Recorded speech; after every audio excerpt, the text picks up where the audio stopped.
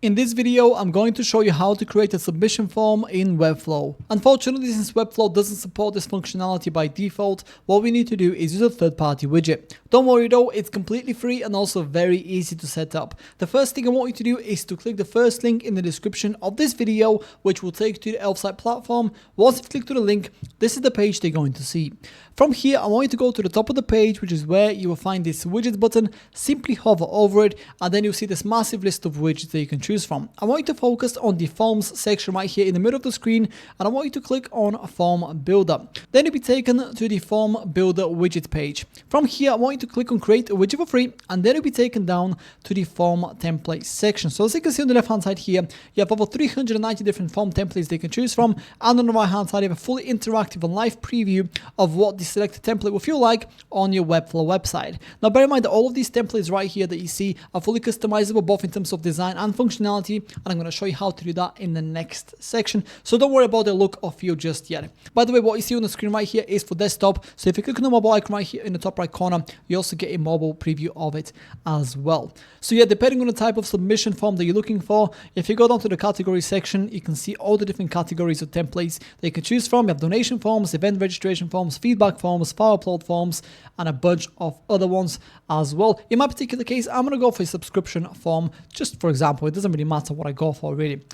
In my case, I'm going to go for this one right here because it's pretty simple. And then once you've selected the template you want to go with, go ahead and click on continue with this template in the bottom left corner of the screen. Then you'll be taken to this page, which is where you can start customizing your submission form to your liking. Now, the first thing you want to do here is go ahead and add all the relevant fields to the submission form. So for example, if you want first and last name, you want to keep these there. If you don't want email address, click on the three dots here, click on delete. You can also duplicate and edit these, by the way, as well. In my case, I'm going to delete it. And then if you want to add additional fields, simply go ahead and click on add field right here and then choose the field they want to add. You can add as many or as little as you want. I'm going to go ahead and add the email field here. And obviously you can go ahead and change the label, the placeholder, the hint, and then you can change whether this field is required or not, and a bunch of other options right here as well. Once you're done, click on done right here in the top right corner, and then your field will be updated. Once you're done with adding all the fields to your submission form, at the bottom here you also see header, submit button, footer, and success message. This is some more customizations you can make to your submission form. So for example, if you go to header right here, you can see this is the information for the header section. This right here is the title, and then the caption as well right below. You can also go ahead and add a cover image, logo, or if you want to, you can also go ahead and align the text for the header. And if you don't want to have a header in general, you can simply disable the header option right here, and then as you can see, the header gets hidden from the form itself. Now the same goes for the submit button here, the footer and the success message. It's all very self-explanatory, very easy. I'm not going to go for every single customization they can take advantage of because it will truly take me all day to show you everything that is possible. But once you're done with building out your form, on the left hand side you will see email, layout, appearance, settings, and integrations. These are even more customizations they can take advantage of to further customize your submission form. So for example, if you go to appearance right here, at the moment our form is following the light color scheme, but if you want to, you can change it to dark, just like this, and it will change to dark mode. We can change the accent color from blue to yellow, or any specific color that you're looking for. You can also change the actual style of the form as well. In my case, I'm going to go for this one because it looks pretty nice and clean.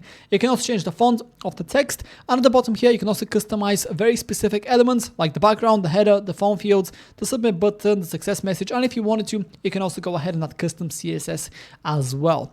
And that's pretty much it in terms of appearance. You can also go ahead and change the layout of the form. At the moment, the embed type is inline, which basically allows us to position the submission form anywhere we want on a Webflow website. However, you can also have it as a floating pane on the side of the website, to the right hand side or to the left, like that. And then you can simply disable it by clicking on the X right here, and then it'll be just a little button in the bottom right corner of your Webflow website, just like that. In my particular case though, I want the embed type to be inline because I want to decide where I want my contact form to be positioned exactly. But yeah, like I said previously, there's lots of different customizations you can take advantage of here. I'm not going to go for every single one. Once you're ready with customizing and building out your submission form, go ahead and click on add to website for free in the bottom left corner of the screen, and then your widget will be saved up. By the way, if you want, you can always go back and make any small tweaks that you want to your submission form while it's still live on your Webflow website. So you don't need to start from scratch. in case you want to make any changes in the future.